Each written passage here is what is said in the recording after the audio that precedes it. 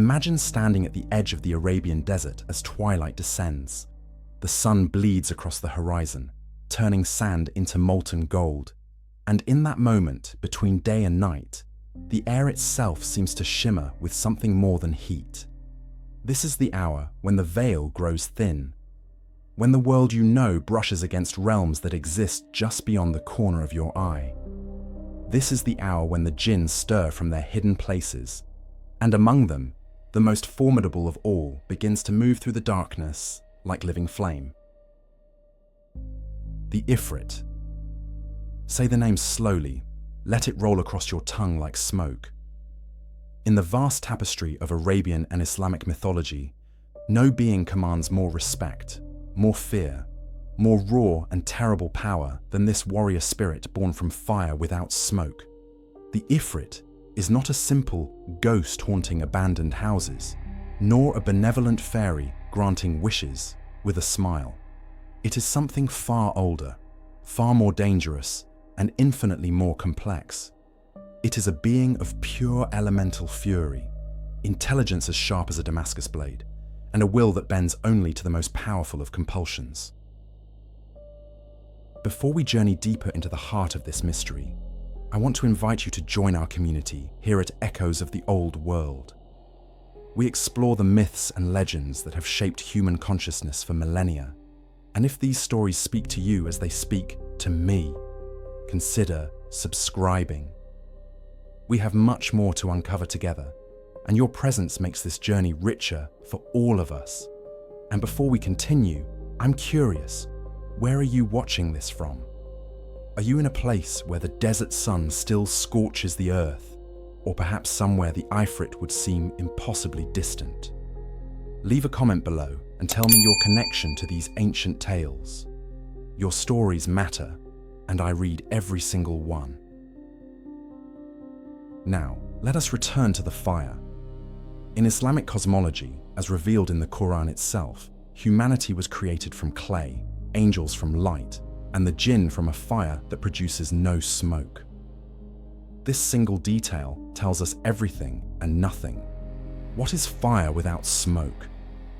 It is purity of essence, combustion without corruption, energy in its most elemental and terrifying form. The Djinn are not metaphors or symbols. According to the tradition, they are real. They possess intelligence and free will. And like humans, they stand accountable before the Creator for their choices. Some are righteous, some are wicked, and many exist in the complicated space between. Within the hierarchy of Djinn, the Ifrit occupies a position of singular importance. Medieval scholars and storytellers place the Ifrit near the apex of Djinn society, beings of immense power and often rebellious temperament. They are not the weakest spirits that might be bound with simple incantations, nor are they the highest princes of the Djinn kingdoms, but they stand as warriors, as enforcers, as entities whose very presence announces that something of cosmic significance is unfolding. When an Ifrit appears in a story, you know the stakes have escalated beyond the merely mortal. The physical form of the Ifrit defies easy description because these beings exist in a state of controlled metamorphosis. When they choose to manifest in a shape perceivable to human eyes, they often appear as towering figures wreathed in flame, with bodies that seem to be constructed from coals and smoke, and the shimmering distortion of superheated air. Their eyes burn with an inner light that is not reflection, but generation, as if small suns have been imprisoned behind their gaze. Some accounts describe massive wings that allow them to traverse vast distances in moments, appearing in one location and vanishing to another with the speed of thought made manifest. But the Ifrit is more than appearance. It possesses strength that can shatter stone and bend iron, intelligence that rivals or exceeds human cunning, and a mastery over fire that makes it both weapon and extension of will. An Ifrit can command flames to dance, to consume, to shape themselves into barriers or projectiles. It can assume forms both beautiful and hideous, appearing as a handsome traveler one moment and a nightmare of flame and shadow the next. Most crucially, the Ifrit possesses autonomy. It is not a mindless force but a thinking, feeling entity with desires, grudges, loyalties, and the capacity for both mercy and merciless vengeance. The stories we will explore together span more than a millennium of human storytelling. From the pre-Islamic era, when desert tribes whispered warnings about fire spirits haunting ruins, through the revelation of the Quran, which placed Djinn firmly within divine cosmology, to the magnificent tales of the 1001 Nights, where Ifrits serve as both antagonists and unexpected allies. This being has remained a constant presence in the mythology of the Middle East and beyond. The Ifrit appears in grimoires of medieval sorcerers who sought to bind these beings to their will, in protective amulets carried by the faithful, and in warnings passed from generation to generation about the dangers of disturbing what should remain undisturbed. What makes the Ifrit so enduringly fascinating is its refusal to be reduced to a simple category. It is not evil in the way we often imagine demons to be evil, nor is it good in any conventional sense. The Ifrit exists in a moral framework that acknowledges divine law while maintaining its own fierce independence. It can be bargained with, bound by oaths, compelled through sacred names, or enraged into becoming an implacable enemy. It remembers slights across centuries and honors debts with equal longevity. In this way, the Ifrit serves as a mirror, reflecting back to us the consequences of our choices when we step beyond the safety of the everyday world and engage with powers that operate according to rules we barely comprehend. As we stand here at the threshold, preparing to delve deeper into the Sa'i, the stories, and the significance of the Ifrit, remember this: what we are exploring is not simply entertainment or ancient superstition.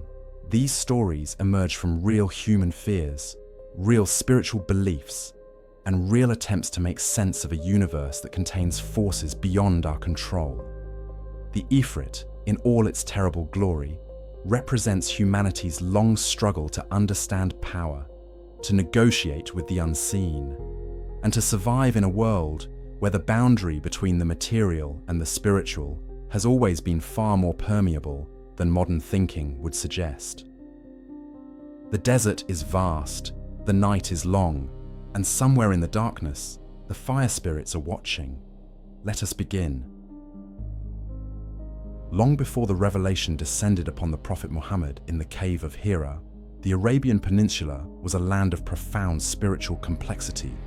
The desert tribes who navigated those endless expanses of sand and stone lived in a world saturated with the presence of unseen forces. Every ruin held secrets, every shadow concealed potential danger, and the very air itself seemed alive with intelligences that were neither human nor divine in the way later monotheism would define divinity. These were the spirits of fire and wind, of forgotten places and liminal spaces, and among them, the entities we would come to know as Djinn already commanded both reverence and terror. In the Jahiliyyah, the period of ignorance as Islamic tradition would later name it, the Djinn were not abstractions or metaphors. They were understood as real inhabitants of the Arabian landscape, beings who possessed their own societies, hierarchies, and territories that overlapped with but remained distinct from human civilization. Bedouin tribes passed down intricate knowledge about these spirits, warnings encoded in poetry and story about which places to avoid, which times of day prove most dangerous, and how to navigate encounters with beings whose motivations remained fundamentally alien to human understanding. The Djinn were neither uniformly malevolent nor benevolent. They simply were, existing according to their own and responding to human presence with reactions that ranged from indifference to deadly hostility. The pre-Islamic Arabs recognized specific types of Djinn, categorizing them by habitat and behavior. The ghoul haunted desolate places, preying on solitary travelers with shape-shifting deception. The Silat dwelled in wilderness areas, appearing sometimes as beautiful women who lured men to their doom. The Marid commanded water sources and displayed tremendous power. And the Ifrit, even in these earliest accounts, stood apart as warriors of exceptional strength and volatile temperament. These fire spirits were associated particularly with ruins and abandoned settlements, places where human habitation had once thrived but now lay empty and surrendered to the silence of the desert. To encounter an Ifrit in such a location was to trespass on territory claimed by something that remembered when humans walked those streets and who viewed their return with suspicion or outright aggression. Worship, or something resembling worship, existed in the relationship between humans and Djinn in pre-Islamic Arabia. Certain tribes offered sacrifices at specific locations believed to be inhabited by powerful Djinn, seeking protection or favor through propitiation. Sacred trees, unusual rock formations, ancient wells. These became sites where the boundary between the human world and the realm of fire spirits grew thin enough to permit communication and exchange. The Djinn were not gods in the theological sense, but they wielded power sufficient to affect human fortunes, to bring blessing or curse, prosperity or ruin.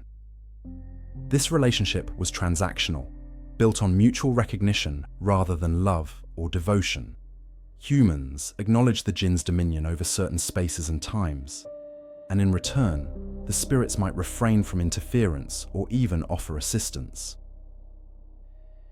Poetry from the pre-Islamic period preserves fragments of this worldview. The great poets, themselves often believed to be inspired by personal Djinn companions, spoke of fire spirits with a mixture of fear and grudging admiration. They described encounters in the desert night, visions of beings whose forms shifted between human and flame, whose voices carried across impossible distances, and whose presence marked a location as fundamentally dangerous to the unprepared traveler. The Ifrit appears, in these poems, as a figure of raw power, untempered by moral consideration, responding to slights with violence, and to respect with conditional tolerance. These were not creatures to be loved, but entities to be navigated with extreme caution and knowledge of proper protocols. The cosmology of pre-Islamic Arabia placed Djinn in a middle position between the physical and spiritual realms. They could affect the material world directly, moving objects, starting fires, influencing the outcomes of human endeavors through intervention both subtle and dramatic. Yet, they also existed partially outside normal physical constraints, able to traverse distances instantaneously, to perceive events occurring far from their location, and to assume forms that defied natural law. The Ifrit, with its association with fire and strength, embodied this liminality perfectly. It was solid enough to grapple with, to fight against, yet ephemeral enough to vanish when threatened, or to appear where no entrance existed. Certain locations became famous, or perhaps infamous, as dwelling places of particularly powerful Djinn. Ruined cities abandoned after plague or war, ancient tombs of forgotten peoples, stretches of desert where caravans regularly disappeared without explanation. These places accumulated reputations as territories best avoided unless absolutely necessary.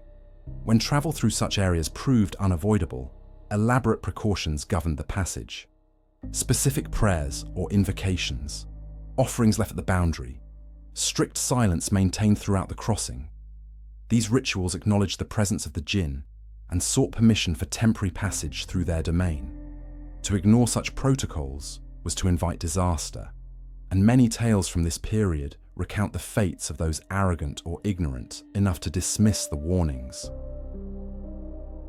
The Ifrit of pre-Islamic understanding possessed characteristics that would persist even after the coming of Islam transformed the theological framework surrounding these beings. They were proud, easily offended, capable of holding grudges across generations. They valued strength and respected displays of courage, even from humans, while despising weakness and deception. They could be bound by oaths when properly compelled, but breaking such agreements or attempting to cheat an Ifrit resulted in consequences far exceeding the original transgression. They existed in family groups and tribal structures, mirroring human society, with hierarchies of power and complex relationships that occasionally intersected with human affairs in ways both beneficial and catastrophic. This ancient understanding of the Ifrit as a fire spirit dwelling in ruins, possessing immense strength and operating according to a moral framework alien to human ethics, would form the foundation upon which later Islamic tradition would build.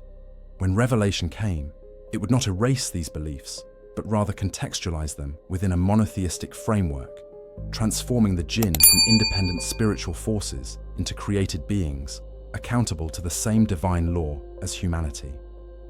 But the essential of the Ifrit, its association with fire and power and the dangerous margins of human civilization, would remain remarkably consistent across the transition from the Jahiliyyah to the age of Islam. When revelation descended upon the Prophet Muhammad in the 7th century, it brought with it a transformation, not of the Jinn's existence, but of humanity's understanding of their true. The Quran speaks directly and unambiguously about these beings of smokeless fire, establishing them not as gods or demons in the Christian sense, but as an entirely separate creation with their own covenant with the Creator.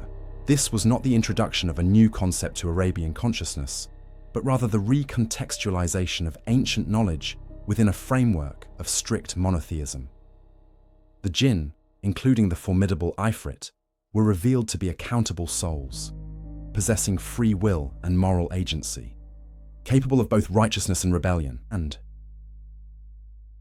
the Quran dedicates an entire surah, the 55th chapter, to the Djinn, titled Al-Jinn. In it, the revelation describes how a group of Djinn listen to the recitation of the Quran and, recognizing the truth, return to their people as warners. This passage alone revolutionizes our understanding of these beings. They are not mindless forces of or simple spirits bound to elemental association. They possess intellect sufficient to comprehend divine revelation, the capacity to make moral choice, and the responsibility to guide their own communities toward righteousness or away from error. Some Djinn embraced Islam, becoming believers. Others rejected it, aligning themselves with Iblis, the greatest of the Djinn, who refused to bow before Adam and became the adversary of humanity.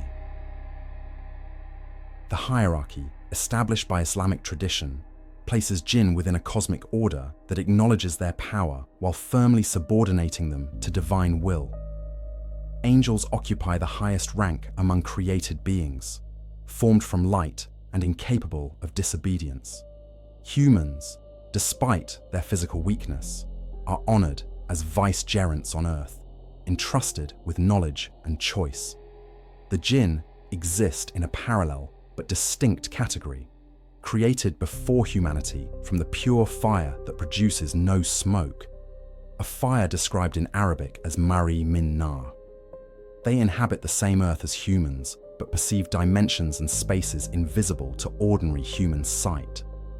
Their lifespans far exceed human years, and their physical capabilities demonstrate the superiority of their elemental.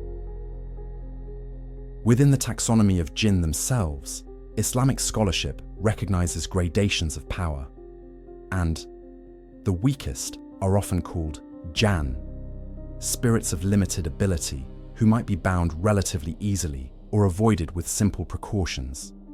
The Marid represents a middle tier, powerful Djinn associated with water and air, capable of great feats but not inherently inclined toward violence. The Ifrit occupies a position of exceptional importance in this hierarchy. Medieval commentators describe the Ifrit as among the most powerful of Djinn, beings of immense physical strength and volatile temperament, often rebellious and difficult to control even for skilled practitioners of binding magic. The Ifrit is the warrior caste of Djinn society, the enforcer, the being called upon when raw power must be brought to bear. The Quran provides specific details about Djinn capabilities that directly inform our understanding of the Ifrit. They can traverse great distances with supernatural speed, a power demonstrated when an Ifrit in the court of Solomon offers to bring the Queen of Sheba's throne before the king can rise from his seat. They possess strength sufficient to perform labors impossible for humans, as evidenced by Solomon's use of Djinn in construction and underwater retrieval. They can perceive aspects of the unseen world denied to human senses, though Revelation clarifies that this perception is limited and they cannot penetrate the true mysteries of the divine realm. Most importantly, they can choose. They can obey or rebel, worship or blaspheme, assist humanity or work toward its destruction. The concept of free will elevates the Djinn, and by extension, the Ifrit, beyond mere creatures into moral agents. Just as humans will face judgment for their deeds, so too will the Djinn stand accountable before their creator. The Quran explicitly states that both humans and Djinn were created to worship, and both will enter either paradise or hell according to their faith and actions. This theological framework transforms every interaction between humans and Djinn into a morally significant event. To summon an Ifrit is not simply to call upon a force of, but to engage with a being whose eternal destiny hangs in the balance just as your own does. The Ifrit may be Muslim or Kafir, righteous or wicked, and your interaction with it carries implications far beyond the immediate transaction. Islamic tradition also establishes clear boundaries for human-Djinn interaction. While Solomon received divine permission to command Djinn through miraculous means, ordinary humans tread on dangerous ground when they attempt similar control. The practice of summoning Djinn, particularly powerful entities like the Ifrit, walks a razor's edge between permissible seeking of knowledge and forbidden sorcery. The distinction lies in method and intention. To compel a Djinn through invocation of God's names and Quranic verses, seeking protection or legitimate assistance, remains within bounds. To summon Djinn through offerings, oaths to entities other than God, or pacts that compromise Islamic monotheism, crosses into clear prohibition. The Ifrit's position within this sacred hierarchy reveals a being of tremendous paradox. It possesses power that dwarfs human physical capability, yet remains utterly subject to divine decree. It can cross vast distances and manipulate the physical world, yet cannot escape the consequences of its moral choices. It commands respect and fear from both humans and lesser Djinn, yet must bow before the same creator that shaped humanity from clay. This paradox makes the Ifrit endlessly fascinating from a theological perspective. It embodies the intersection of power and accountability, strength and limitation, independence and submission. Islamic revelation also clarified the protective measures available to the faithful when confronting Djinn. Specific verses from the Quran, particularly Ayat al-Kursi and the last two surahs, possess apotropaic power against Djinn interference. The regular practice of prayer, maintaining ritual purity, and invoking God's protection create barriers that even the most powerful Ifrit cannot easily breach. This knowledge transforms the human position from helpless victim to protected soul, able to navigate a world containing these powerful beings without succumbing to paralyzing fear. The Djinn, including the mighty Ifrit, operate within divine permission, and that permission can be curtailed through sincere faith and proper observance. The Quranic framework surrounding Djinn accomplished something remarkable. It preserved the ancient knowledge of these beings while stripping away the polytheistic elements that had accumulated around them. The Ifrit remained powerful, remained dangerous, remained worthy of caution and respect. But it no longer stood as an independent force requiring worship or propitiation outside the bounds of monotheism. It became instead another thread in the vast tapestry of creation, subject to the same ultimate authority as everything else that exists. To understand the Ifrit, we must first attempt to comprehend what it means to be a creature of pure fire without smoke. This is not metaphor or poetic exaggeration, but rather a description of fundamental essence. The Ifrit exists in a state that defies easy categorization within our material understanding. It is simultaneously solid and ephemeral, possessed of definite form, yet capable of dissolving into flame and shadow at will. When medieval scholars and storytellers attempted to describe the physical appearance of an Ifrit, they were documenting encounters with a being whose very substance operates according to laws that transcend ordinary physics. When an Ifrit chooses to manifest in a form perceivable to human senses, the most consistent descriptions speak of tremendous size.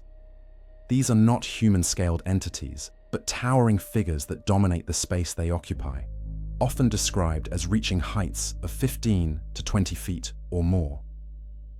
The body itself appears constructed from materials that should not cohere into living form. Some accounts describe flesh that looks like molten rock, constantly shifting between solid and liquid states, with a surface that glows with internal heat.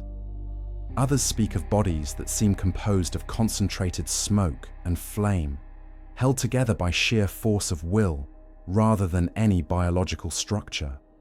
The skin, if it can be called that, radiates heat sufficient to make approach physically uncomfortable, and the air around an Ifrit shimmers with the distortion of superheated atmosphere. The face of an Ifrit presents perhaps the most disturbing aspect of its appearance.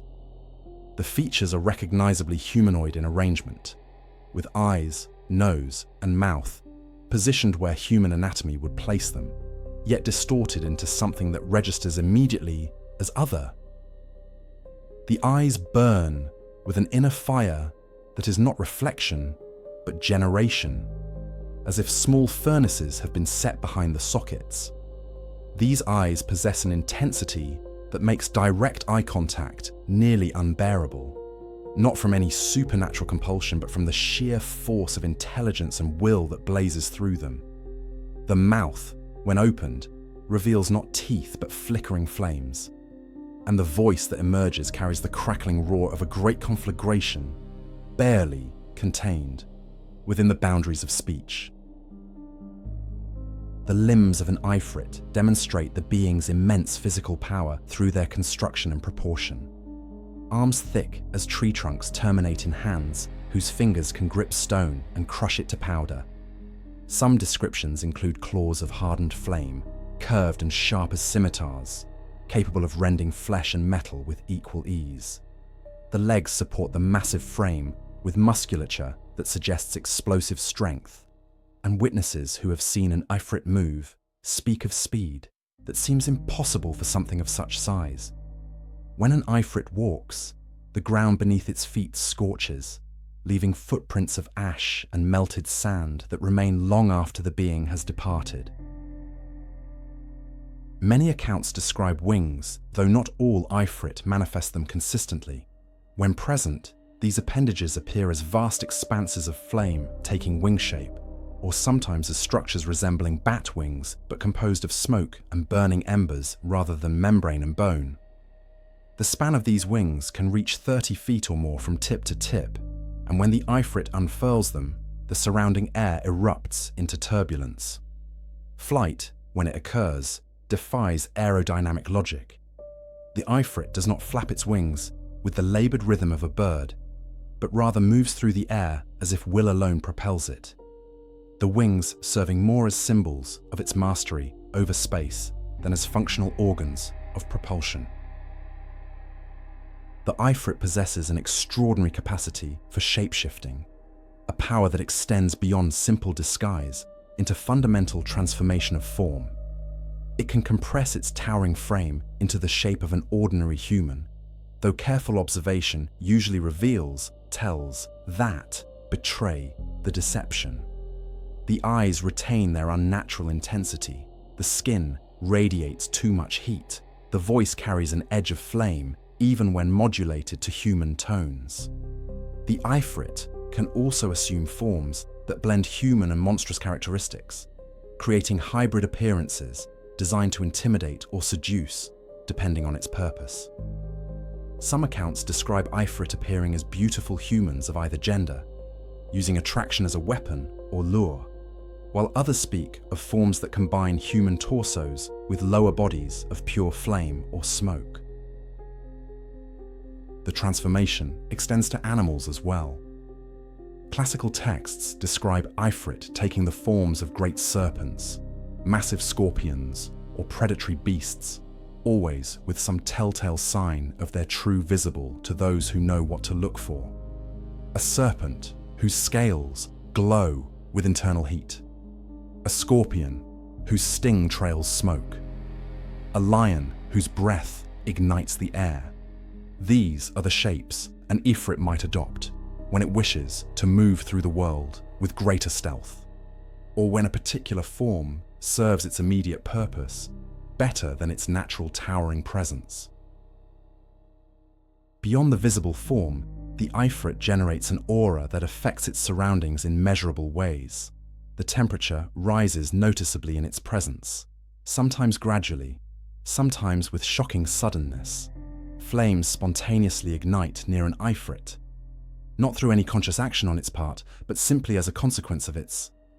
Water evaporates rapidly, metal grows hot to the touch, and living creatures experience an instinctive discomfort that warns of proximity to something fundamentally dangerous.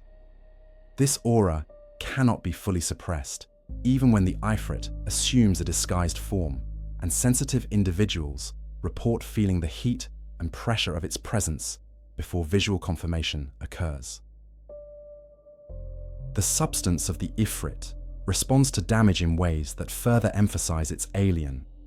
Strike an Ifrit with a blade, and the weapon might pass through flame without finding purchase, or it might connect with something terrifyingly solid that shatters the steel upon impact. Arrows disappear into its body, consumed by internal fire before they can cause harm. Only weapons imbued with sacred power or forged according to specific mystical processes can truly wound an Ifrit. And even then, the damage manifests differently than injury to flesh and blood. The Ifrit does not bleed, but rather leaks fire and smoke from wounds. And these injuries close with visible speed unless inflicted by means that carry binding or banishing power. To stand before an Ifrit in its full manifestation is to confront the reality of creation beyond the human scale.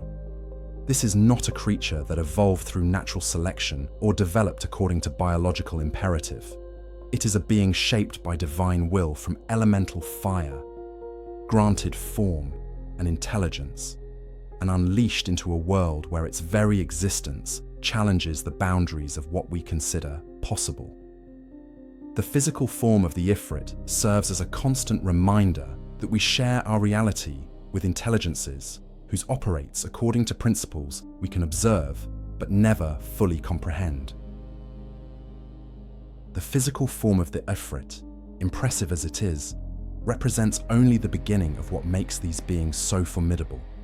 The true measure of an Ifrit's power lies not in appearance, but in capability, in the vast array of abilities that place it so far beyond human limitations that interaction becomes inherently perilous.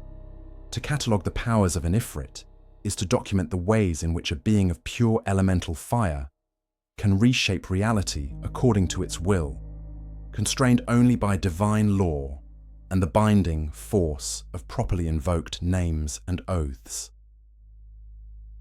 Strength stands as perhaps the most immediately obvious of the Ifrit's powers. This is not the strength of a powerful human or even of a great beast, but something that operates on an entirely different scale. An Ifrit can lift enormous weights as if they were weightless, can shatter stone with bare hands, can tear through metal barriers that would withstand siege engines. Medieval accounts describe Ifrit moving massive stone blocks during construction projects, carrying burdens that would require hundreds of men, performing feats of raw physical power that defy explanation through natural law. This strength extends to combat capability. When an Ifrit engages in physical confrontation, it brings force sufficient to crush armor, snap weapons, and break bodies with casual efficiency. The mastery over fire represents the Ifrit's most distinctive and terrifying power. As beings composed of flame, they possess an intimate and absolute control over combustion itself. An Ifrit can summon fire from nothing, igniting the air with thought alone. It can shape flame into walls, barriers, or projectiles, sending gouts of fire across vast distances with precision and devastating effect. The Ifrit can cause existing fires to explode into infernos, or extinguish them completely with equal ease. This power extends beyond simple pyrokinesis into something more fundamental.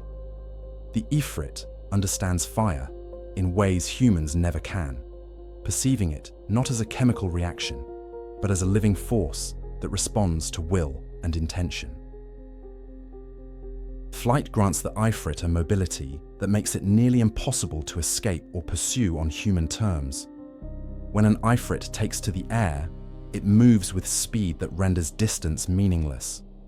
Classical texts describe Ifrit crossing hundreds of miles in moments, appearing in distant locations before news of their departure could reach by any conventional means.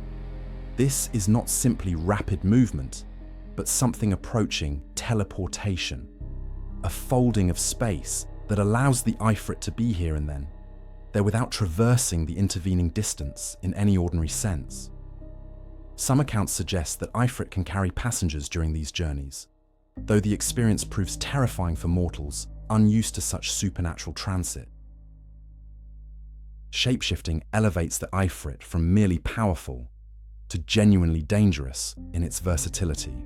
The ability to assume different forms means an Ifrit can infiltrate human spaces undetected, can present false faces to deceive or seduce, can become predator or prey as circumstances demand. This transformation is not illusion, but actual physical restructuring.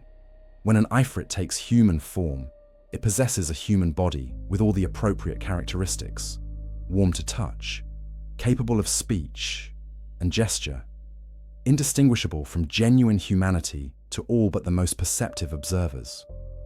The Ifrit can maintain such disguises for extended periods, living among humans, forming relationships, pursuing long-term goals while concealing its true until the moment of revelation. Perception beyond human senses gives the Ifrit access to information denied to mortals. They can see in complete darkness, can perceive across vast distances, can detect the presence of other supernatural beings, and sometimes read the intentions of humans through means that transcend ordinary observation. This enhanced awareness makes surprising an Ifrit nearly impossible. It knows when it is being watched, senses traps before encountering them, and perceives the world through a lens that includes dimensions of reality invisible to human eyes. Some traditions suggest that Ifrit can hear conversations occurring far from their location, or observe events through flames, using fire as a medium for remote viewing. The power of speech, when wielded by an Ifrit, carries weight beyond mere communication. The voice of an Ifrit can command, compel, and terrify through qualities that transcend volume or tone. When an Ifrit speaks with the full force of its the sound carries physical impact, shaking the ground, rattling structures, overwhelming the senses of those who hear it. This voice can pronounce curses that manifest as tangible effects, can speak words of power that bind or release, can invoke names and formulas that affect the fabric of reality itself. Conversely, the Ifrit can modulate its voice, to whisper with perfect clarity across enormous distances, or speak directly into a single person's mind without sound. Immortality, or something approximating it, places the Ifrit outside the normal cycle of birth and death that governs mortal existence. While Islamic tradition establishes that Djinn can die and will face final judgment, their lifespans extend across centuries or millennia. An Ifrit remembers events from ages past with perfect clarity, accumulates knowledge and grudges across vast stretches of time, and operates with a perspective that makes human urgency seem absurd. This longevity means that an Ifrit insulted or injured will remember the transgression long after the original offender has died, pursuing vengeance against descendants or anyone associated with the original slight. Time, for an Ifrit, flows at a different rate than it does for humans. The ability to interact with the unseen world grants Ifrit influence over realms and forces that humans can barely acknowledge. They can bind lesser spirits, communicate with other Djinn across any distance, perceive the movements of angels and demons, and sometimes glimpse fragments of events yet to come or occurring in distant locations. This connection to the invisible dimensions of reality makes the Ifrit valuable as intermediaries for those who seek knowledge of hidden things. But it also means that Ifrit operate with awareness of consequences and connections that humans cannot perceive. Every action ripples through layers of reality that we cannot access. Resistance to conventional harm makes the Ifrit nearly invulnerable to ordinary weapons and natural forces. Fire cannot burn what is itself fire. Blades pass through smoke. Poisons have no effect on a being without conventional biology. Only specific forms of harm, particularly those carrying sacred authority or forged through mystical processes, can truly damage an Ifrit. This near invulnerability extends to environmental hazards as well. The Ifrit does not tire, does not hunger in the way humans do, does not suffer from exposure to extreme temperatures or hostile conditions. It can exist comfortably in environments that would kill a human in moments. These powers, taken together, create a being of such formidable capability that confronting an Ifrit without proper preparation or divine protection borders on suicidal. The Ifrit is not simply strong or fast or magical. It is all of these simultaneously, combining physical might, supernatural ability, and centuries of accumulated knowledge into a force that can reshape its environment and overcome opposition with ease. Understanding these powers is essential for anyone who would attempt to summon, bind, or negotiate with an Ifrit, for to approach such a being in ignorance is to ensure one's own destruction.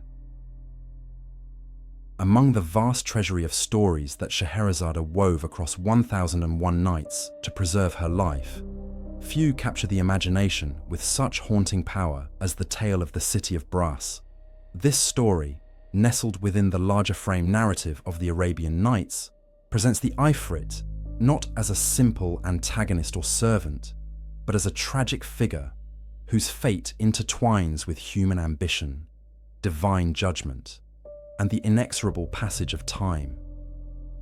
To understand the Ifrit through the lens of this tale is to glimpse how storytellers preserved and transmitted knowledge about these beings across generations, embedding warnings and wisdom within layers of narrative enchantment. The City of Brass tells of an expedition launched by the Caliph of Damascus, driven by tales of a legendary metropolis built entirely from brass and copper, supposedly containing Solomon's sealed bottles imprisoning rebellious Djinn. The travelers journey across impossible distances through landscapes that seem to exist at the edge of the known world, encountering marvels and terrors in equal measure.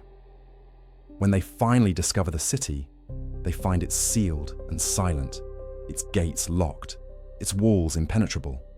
The city stands as a monument to vanished glory, and within its boundaries, they discover the preserved bodies of its inhabitants, frozen in positions that suggest they died suddenly, caught mid-action by some catastrophic event. Within this dead city, the travelers encounter vessels of brass sealed with the sigil of Solomon, and within these vessels, Ifrit imprisoned for their rebellion against the prophet king's authority. The descriptions of these bound Ifrit emphasize their immense power, even in captivity. When one seal is broken, an Ifrit emerges as a column of smoke that rises to touch the clouds before coalescing into a form of terrible majesty. The being speaks with a voice like thunder, initially threatening destruction before recognizing that its liberator is not Solomon, and that centuries have passed since its imprisonment. The Ifrit's first words carry the weight of ages spent in darkness, and its initial rage gives way to something more complex, a mixture of relief, confusion, and the bitter recognition of time lost. The tale presents multiple Ifrit, each with its own story of how it came to be imprisoned. Some rebelled openly against Solomon's authority, refusing to submit to human command despite the divine mandate that granted the prophet king dominion over Djinn. Others committed transgressions against divine law, earning punishment through their own choices and actions. The variety of their crimes and the individual of their punishments emphasize that Ifrit, despite their power, remain accountable for their deeds. Each sealed vessel becomes an individual tragedy, a being of immense capability reduced to centuries of imprisonment as consequence for pride, rebellion, or transgression. Beyond the city of brass, the Arabian Nights contains numerous other tales featuring Ifrit in various roles. In some stories, they appear as antagonists who must be overcome through cleverness or divine assistance.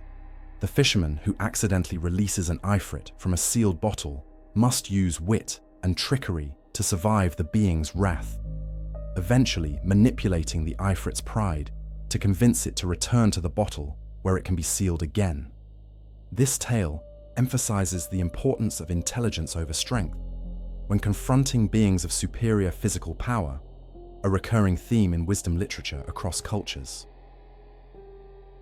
Other narratives present Ifrit as reluctant allies or servants, bound by oaths they cannot break. A human protagonist might encounter an Ifrit under circumstances that create mutual obligation, and the Ifrit, bound by its own sense of honor or by magical compulsion, provides assistance despite its resentment of the situation. These stories explore the tension between the Ifrit's natural independence and the various forces, divine, magical, or moral, that can compel its cooperation. The Ifrit emerges from such tales as a being of complex motivations, capable of both grudging assistance and sudden betrayal depending on circumstance and opportunity. The Arabian Nights also preserves tales of romantic or familial relationships between humans and Djinn, including Ifrit. These stories, while often ending in tragedy, acknowledge the possibility of genuine connection across the species boundary. An Ifrit might fall in love with a human, or a human might unknowingly marry an Ifrit in disguised form, and the resulting complications explore questions of identity, loyalty, and the ultimate incompatibility of beings whose natures differ so fundamentally. The children of such unions inherit characteristics from both parents, creating bloodlines that carry Djinn heritage forward through human generations. What makes the Arabian Nights' treatment of Ifrit so enduringly powerful is its refusal to reduce these beings to simple categories. The Ifrit can be villain, victim, guardian, servant, lover, or enemy depending on context and individual character. Each Ifrit possesses unique personality, history, and motivation. Some are wise, others foolish. Some honor their word with perfect fidelity, others seek any opportunity for deception. This complexity makes the Ifrit feel real within the narrative framework. Not as stock monsters, but as individuals whose actions stem from comprehensible, if alien, reasoning. The stories preserve not just entertainment, but genuine cultural knowledge about how to understand and interact with these beings of fire. If you wish to understand the Ifrit, you must first understand the places it chooses to dwell. These beings of smokeless fire do not inhabit the green valleys where humans thrive, nor do they make their homes in bustling cities filled with life and commerce. The Ifrit gravitates towards spaces that exist at the margins of human civilization, places where the boundary between the remembered and the forgotten grows thin, where silence reigns and the weight of abandonment presses down like physical force. To map the territory of the Ifrit is to catalogue desolation, to trace the geography of places surrendered by humanity and claimed by beings whose relationship with time and space operates according to principles we can barely comprehend. The ruins of ancient cities stand as primary domains for Ifrit habitation. When a great metropolis falls, whether through conquest, plague, natural disaster, or the simple erosion of empire, what remains becomes potential territory for these fire spirits. The collapsed walls, the empty streets, the silent marketplaces where commerce once thrived. These spaces carry a particular resonance that attracts Ifrit. Perhaps it is the concentration of human memory embedded in stone and soil, the residue of countless lives lived and lost within those boundaries. Perhaps the Ifrit finds satisfaction in occupying what humans built and then abandoned, a subtle assertion of dominance over spaces that once excluded them. The ruins become palaces for beings who require no shelter and kingdoms for entities who recognize no mortal authority. Travelers who venture into such places report a palpable sense of being watched, an awareness of presence that cannot be confirmed through ordinary perception. The air grows warmer without apparent source. Shadows move with purpose rather than following the dictates of light. Small fires ignite spontaneously, only to extinguish moments later. These are the signs that mark Ifrit territory, warnings to those wise enough to recognize them. To camp within ancient ruins without proper protection or knowledge of appropriate rituals is to invite confrontation with beings who consider such spaces their rightful domain.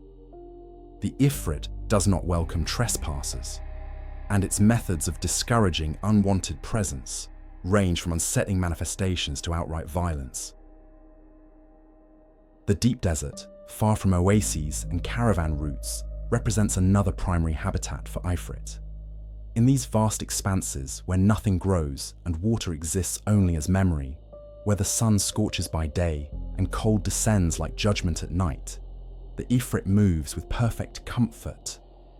The desert mirrors the Ifrits, harsh and unforgiving, beautiful in its severity, lethal to the unprepared. Bedouin guides speak of certain areas, stretches of sand and rock distinguished by no visible marker, that should never be crossed at specific times.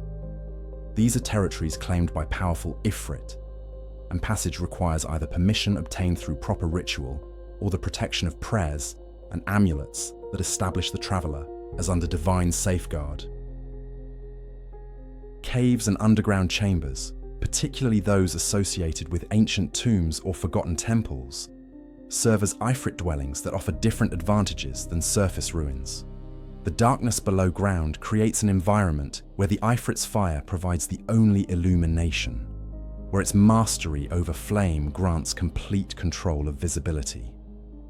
These subterranean spaces often contain treasures, either material wealth left by previous occupants or knowledge preserved in texts and inscriptions. The Ifrit guards such treasures not from greed but from territorial instinct, and sometimes from oaths sworn to long-dead masters. Those who seek what lies hidden underground must navigate not only physical dangers, but also the possibility of encountering an Ifrit whose patience with human intrusion has worn dangerously thin. Volcanic regions and areas of geothermal activity attract Ifrit through obvious affinity, where the earth itself produces fire and smoke, where molten rock flows beneath thin crusts of cooled stone, where hot springs boil and geysers erupt with violent regularity. The Ifrit finds conditions that resonate with its essential. These locations blur the boundary between the physical and spiritual manifestations of fire, creating spaces where the Ifrit can exist with less effort than the constant transformation required in cooler environments. Local populations living near such geological features often possess elaborate traditions concerning the Ifrit who dwell there, offering propitiation and maintaining careful protocols to avoid angering beings whose displeasure could manifest as natural disaster. Battlefields, particularly those where great slaughter occurred, sometimes become haunted by Ifrit, drawn to the concentrated suffering and death that saturated such places. The violence of human conflict creates spiritual resonance that certain Djinn find attractive, or perhaps nourishing, in ways difficult to articulate. Ifrit who inhabit such locations often display particularly aggressive temperaments, as if absorbing the fury and anguish that soaked into the earth along with blood. Soldiers who survive battles in desert regions sometimes report encounters with beings of fire who walk among the dead, and whether these Ifrit come as scavengers, observers, or something else entirely remains a matter of speculation and fear. Ancient wells and cisterns, especially those that have run dry or been abandoned, represent another category of Ifrit habitation.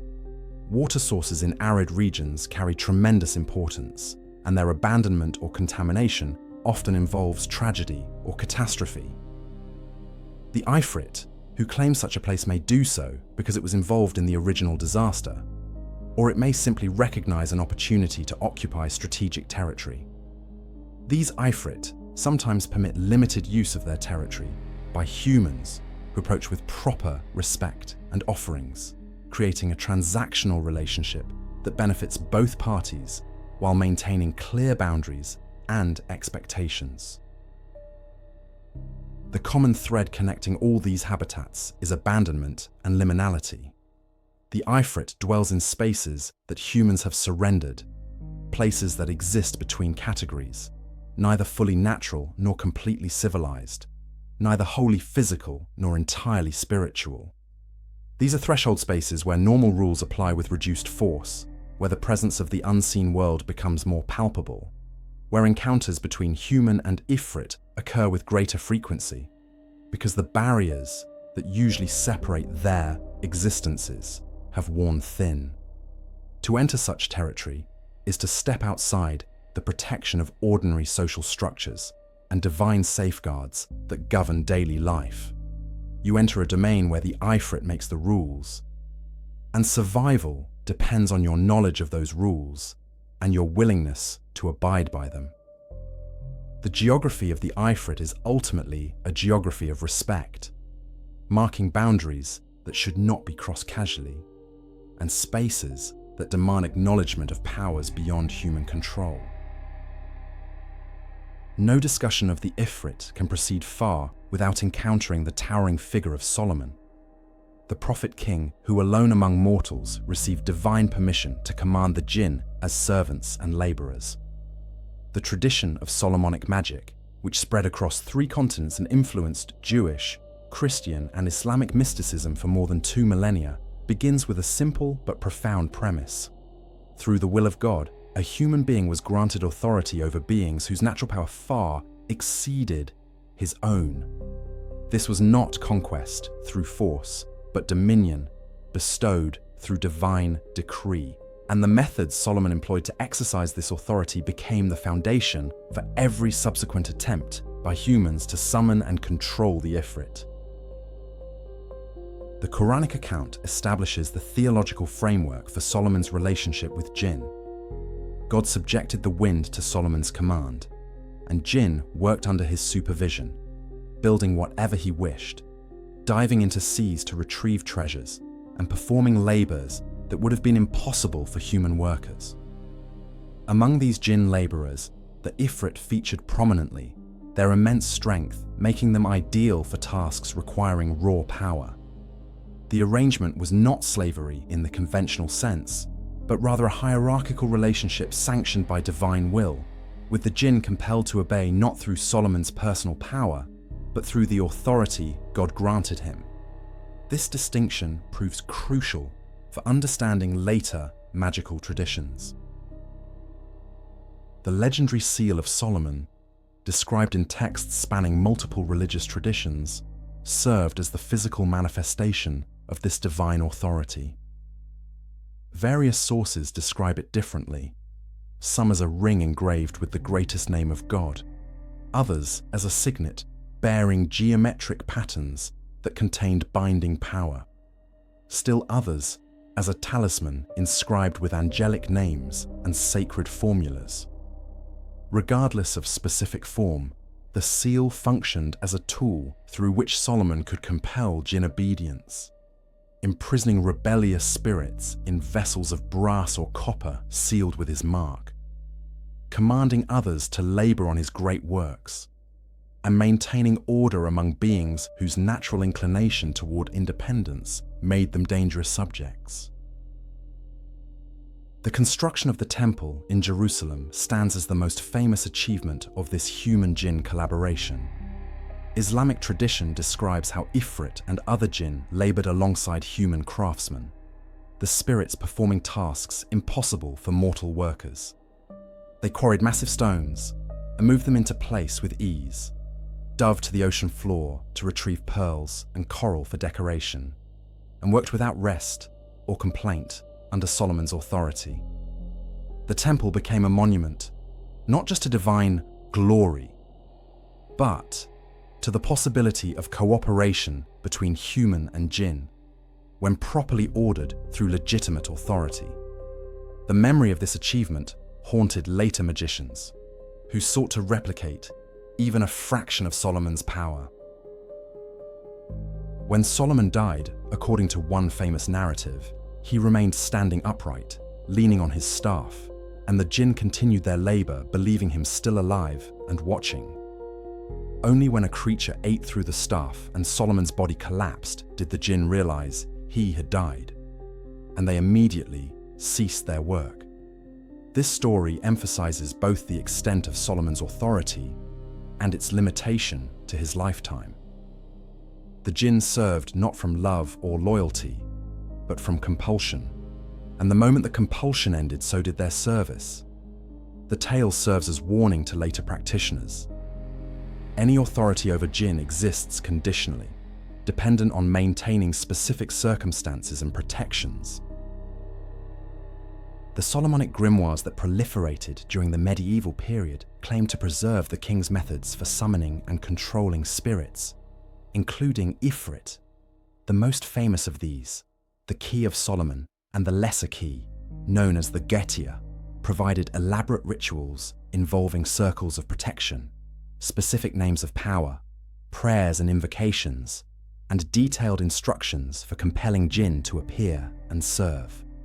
These texts spread across Europe and the Islamic world, translated and modified countless times, accumulating layers of interpretation and addition while claiming unbroken lineage to Solomon's original wisdom. Whether any genuine knowledge survived this transmission remains a matter of fierce debate among scholars and practitioners. The methods described in these grimoires follow consistent patterns across variations.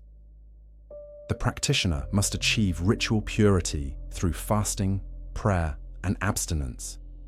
The summoning occurs within a carefully constructed circle inscribed with names of power and protective symbols.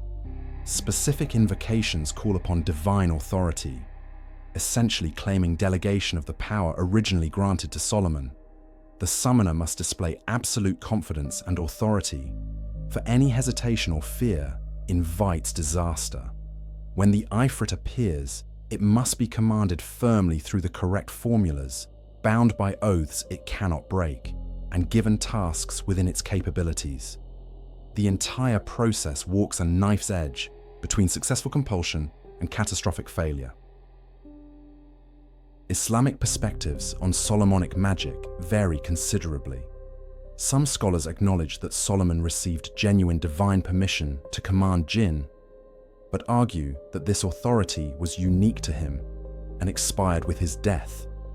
Any attempt by later practitioners to replicate his methods therefore constitutes forbidden sorcery, particularly if it involves offerings or oaths to entities other than God.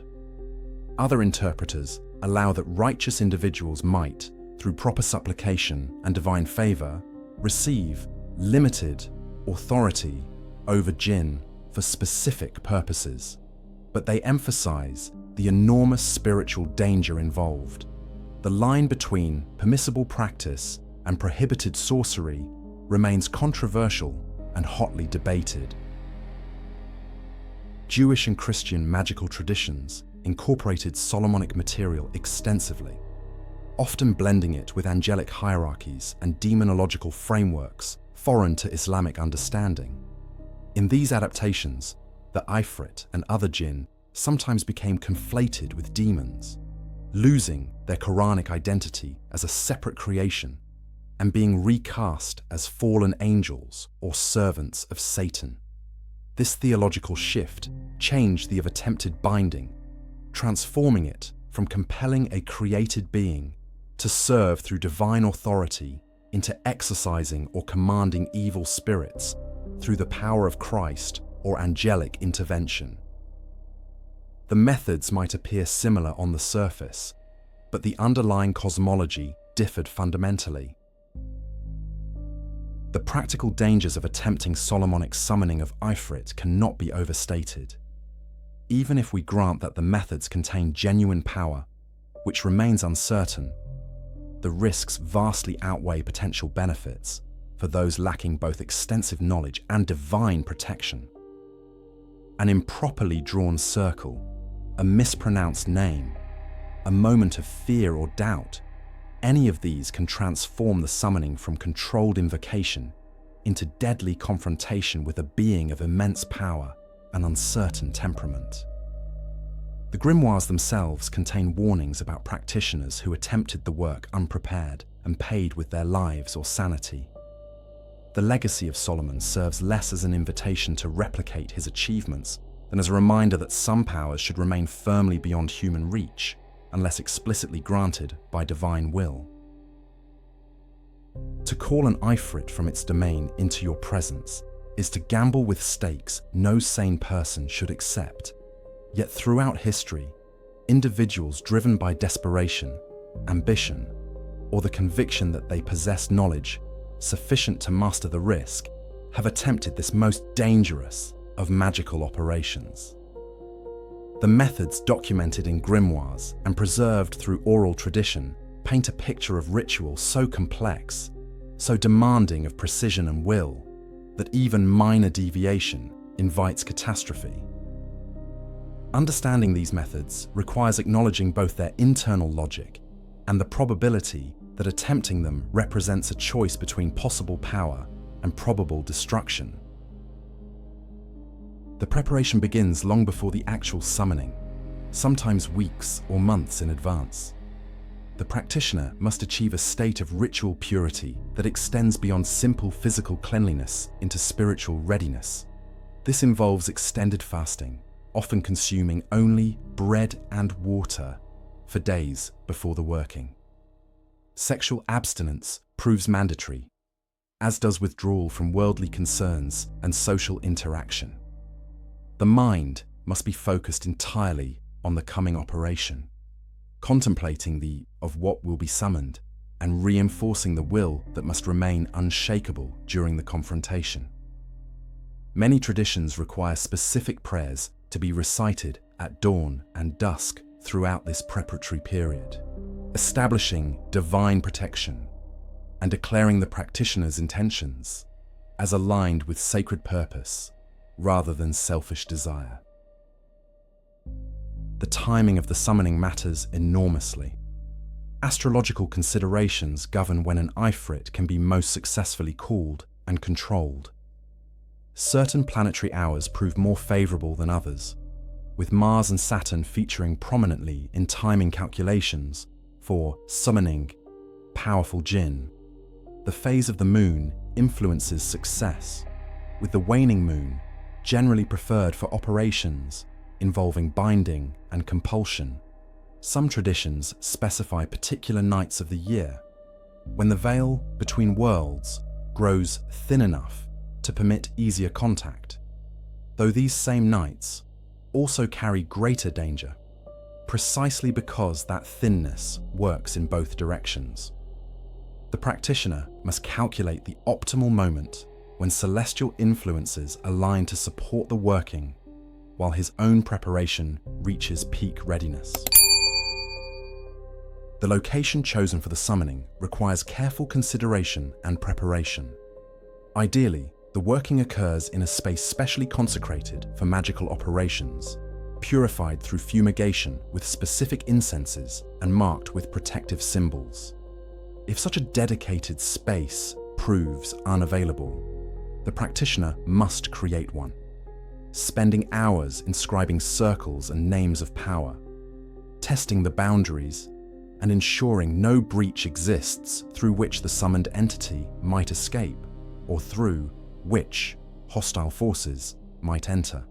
Many traditions specify that the summoning should occur in wilderness areas away from human habitation, both to minimize risk to innocent bystanders and because such liminal spaces facilitate contact with Djinn. However, this isolation increases the summoner's vulnerability should the operation fail. The circle itself represents the primary defense between the summoner and the Ifrit. This is not a simple drawn line, but an elaborate construction of multiple concentric rings, each inscribed with specific divine names, angelic appellations, and geometric patterns that contain binding power. The outermost circle establishes the boundary of the sacred space. Inner circles provide layers of additional protection. At the cardinal points, symbols or words of power anchor the structure. Some traditions include physical materials, salt or iron filings, or crushed herbs, placed along the lines to reinforce them with material as well as symbolic barrier. The circle must be drawn with absolute precision, for any gap or irregularity creates a potential breach through which the Ifrit might enter, or through which the summoner's will might leak and weaken. The tools employed in the summoning each carry specific significance and must be prepared according to exacting standards.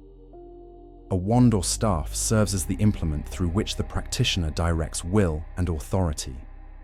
A sword or knife, often inscribed with sacred names, provides both symbolic and potentially literal defense. A lamp or brazier contains fire, acknowledging the Ifrit's elemental and providing a focal point for its manifestation. Incenses chosen for their properties of protection and their association with fire purify the air and create an atmosphere conducive to spiritual working. Each tool must be consecrated through its own ritual before use, blessed with prayers and charged with intention, until it becomes an extension of the practitioner's will, rather than merely an object. The actual invocation begins with prayers establishing divine authority and declaring the practitioner's right to command. The language typically combines sacred scripture, particularly verses associated with Solomon's power over Djinn, with specific formulas naming the Ifrit to be summoned. The names prove crucial, for to know a Djinn's true name grants power over it. However, obtaining such names presents its own challenges, as Ifrit guard this information jealously, and the names recorded in grimoires may be corrupted through centuries of transmission, or deliberately falsified to protect the unwary from their own presumption. The summoner must speak with absolute confidence, projecting authority through voice and bearing, for any tremor or hesitation signals weakness that the Ifrit will exploit. As the invocation proceeds, signs of the Ifrit's approach manifest in the environment. The temperature rises noticeably despite no physical source of heat. The air grows thick and difficult to breathe, as if the atmosphere itself resists the intrusion of something that should not exist in this space. Shadows move contrary to their sources. Small flames spontaneously ignite and extinguish. These preliminary manifestations test the summoner's resolve, for they generate instinctive fear that must be mastered and suppressed. The Ifrit, not yet fully manifested, already probes for weakness and evaluates whether this human possesses sufficient strength to merit respect, or whether it can be dominated or destroyed with impunity. The full manifestation of the Ifrit represents the moment of supreme danger. The being appears in whatever form it chooses, often calculated to maximize terror and break the summoner's concentration. It may materialize as a towering figure of flame and smoke, or as a beautiful human whose eyes betray inhuman intelligence, or as something deliberately incomprehensible that strains the mind attempting to perceive it. The Ifrit will typically respond with anger at being summoned, demanding to know by what authority this mortal dares compel its presence. This is the critical juncture. The summoner must respond firmly, citing the divine names and the traditional formulas, commanding the Ifrit to assume a form pleasing to human sight and to listen to what will be required of it. Any faltering here, any display of fear or uncertainty, invites immediate attack. The negotiation that follows operates according to strict protocols.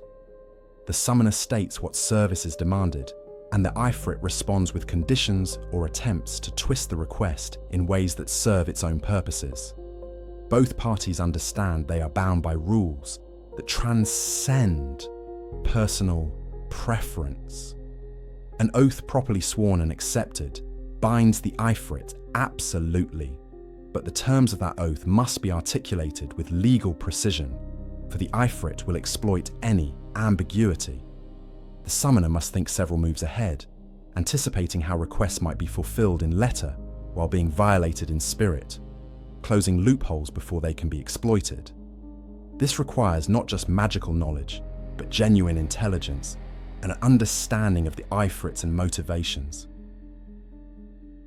While the previous chapters have documented the tremendous power of the Ifrit and the dangerous methods some employ to summon and control these beings, we now turn to something far more important for the vast majority of people: protection.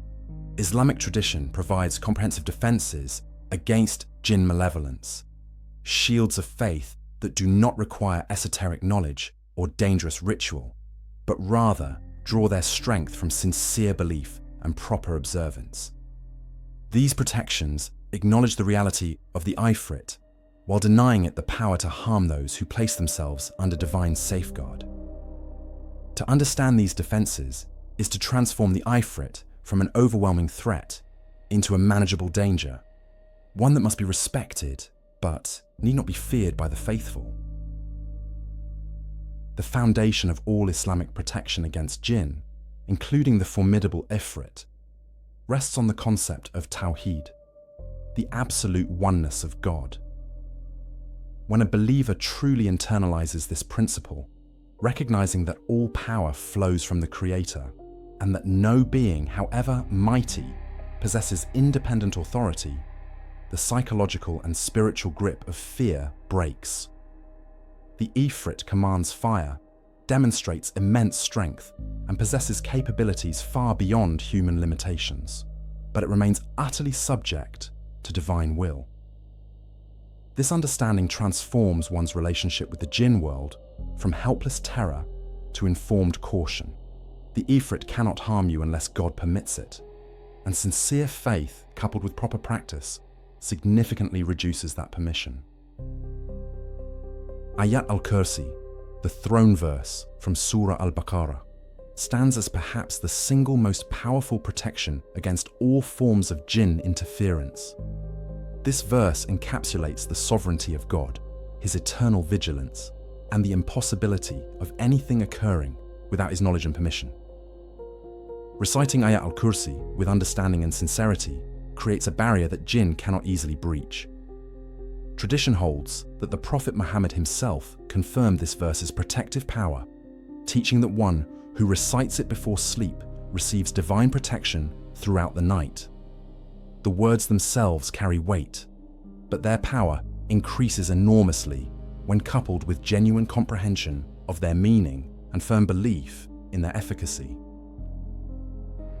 The final two surahs of the Quran, Al-Falaq and An-Nas, specifically address protection from various forms of harm, including that which might be inflicted by Djinn.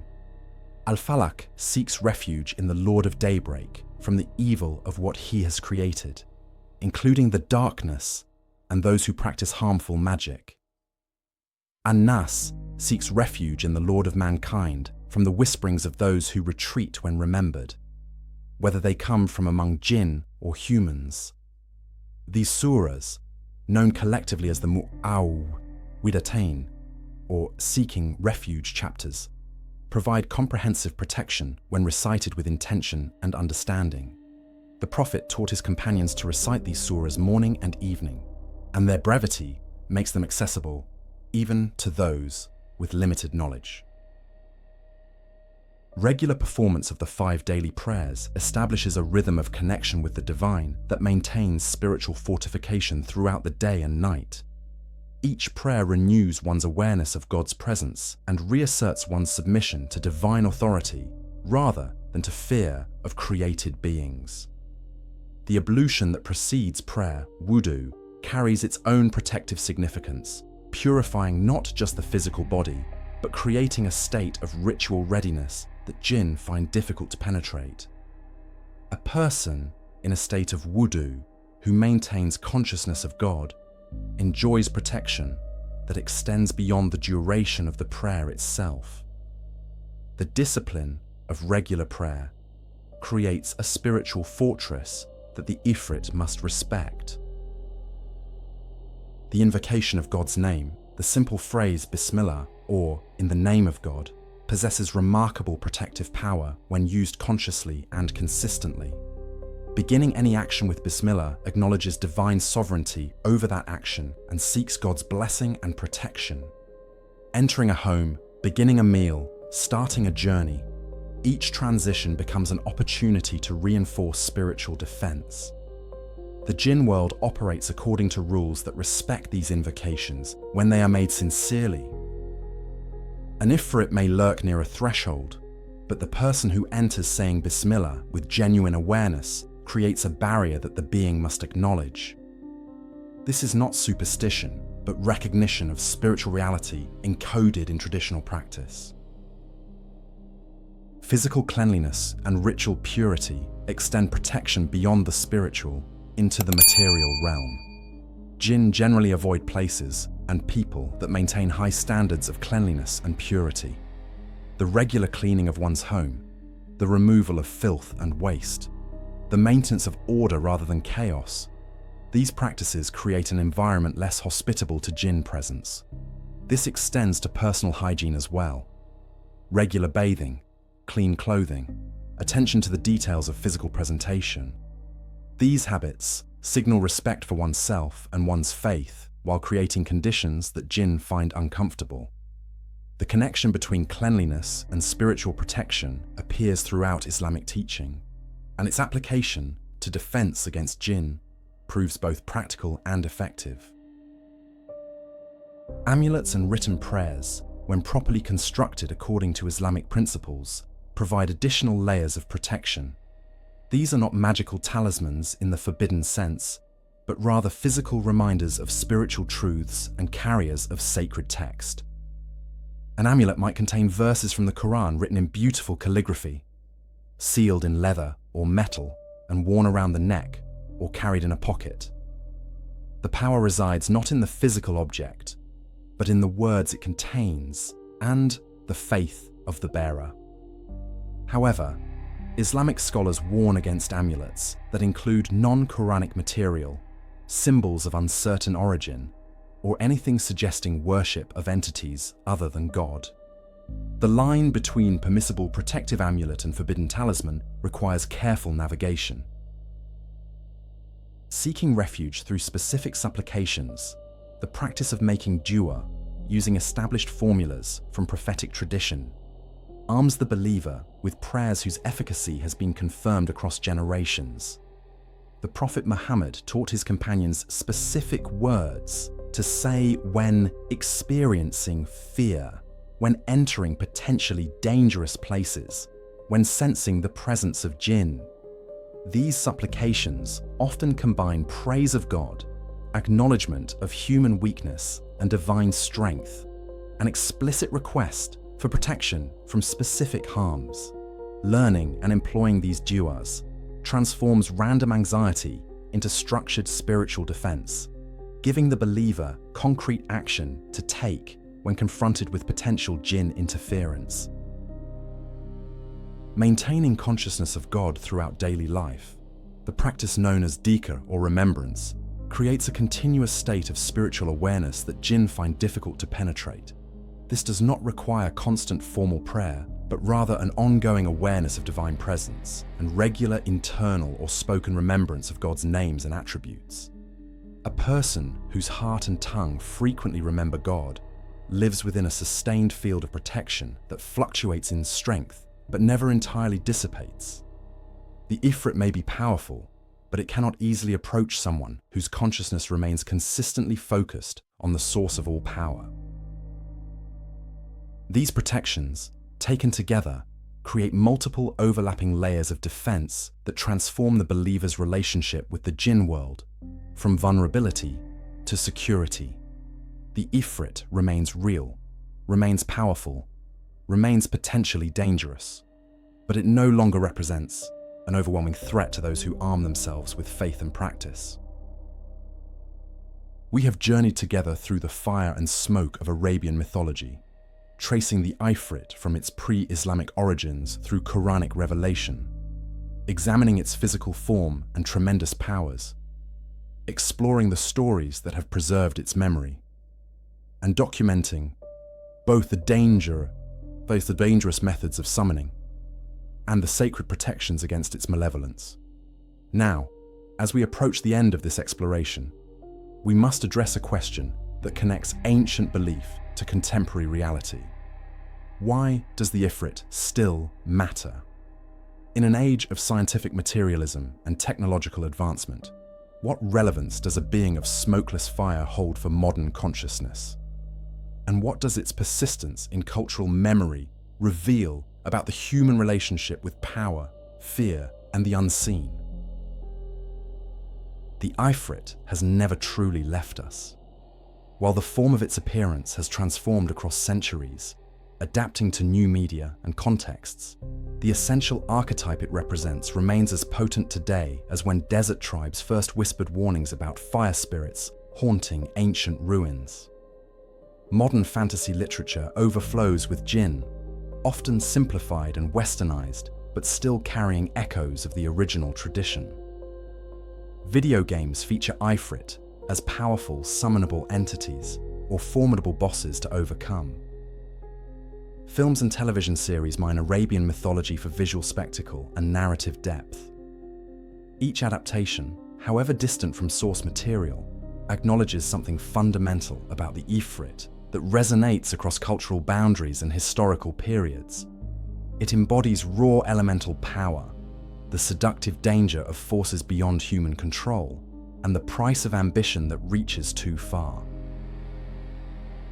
The scholarly study of Djinn, including the Ifrit, has experienced remarkable growth in recent decades as academics recognize the importance of understanding Islamic cosmology and Middle Eastern folklore on their own terms, rather than through colonial or Orientalist lenses. Anthropologists document contemporary belief in Djinn across the Islamic world, discovering that these beings remain very real to millions of people whose worldview incorporates spiritual dimensions that Western materialism dismisses.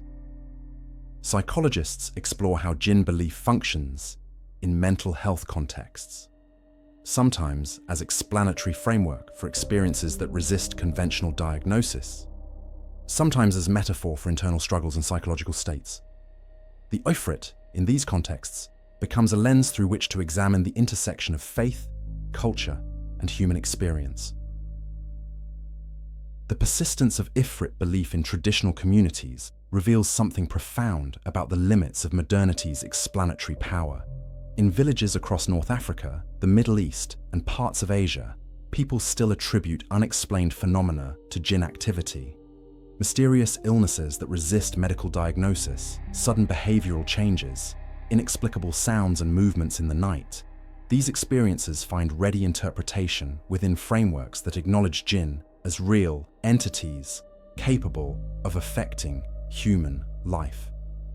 The Ifrit specifically appears in accounts of possession, in warnings about dangerous locations, in explanations for calamities that seem to exceed natural causation. Dismissing these beliefs as mere superstition misses their functional role in communities where the boundary between material and spiritual remains permeable and actively negotiated. The Ifrit also endures as a symbol within Islamic esoteric traditions that continue to practice forms of spiritual work involving Djinn. While orthodox scholarly opinion generally condemns such practices, underground traditions of summoning and binding persist, transmitted through teacher-student relationships and protected texts. Practitioners claim lineages stretching back centuries, preserving knowledge they believe too dangerous to be widely known, but too valuable to let die. Whether these traditions genuinely possess the power they claim remains beyond verification, but their existence demonstrates that the Ifrit occupies space in living practice, not merely in historical documentation or literary preservation. These practitioners view the Ifrit as neither metaphor nor legend, but as tangible reality, requiring specific knowledge and precautions to engage safely. The migration of Middle Eastern and North African populations to Western countries has carried Djinn belief into new contexts, where it encounters skepticism and incomprehension, but also finds expression within diaspora communities. Children of immigrants grow up navigating between cultures, hearing stories of Ifrit from grandparents while absorbing Western rationalism from schools and media. This tension produces fascinating hybrid expressions, where the Ifrit becomes simultaneously cultural heritage to be preserved and embarrassing superstition to be transcended. The negotiation of these conflicting frameworks reveals how deeply the Ifrit is embedded in identity formation and cultural continuity for communities maintaining connection to traditions that mainstream Western culture struggles to accommodate. In artistic expression, the Ifrit continues to inspire creators who recognize its narrative and symbolic potency. Musicians incorporate Djinn themes into lyrics exploring power, desire, and spiritual struggle. Visual artists reimagine the Ifrit through contemporary aesthetic sensibilities, creating images that honor traditional iconography while speaking to modern audiences.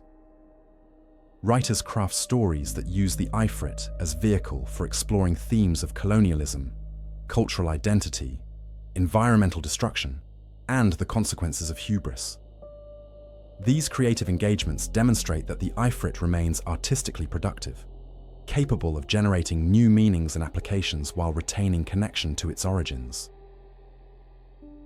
The ecological and political dimensions of the Ifrit deserve recognition as well.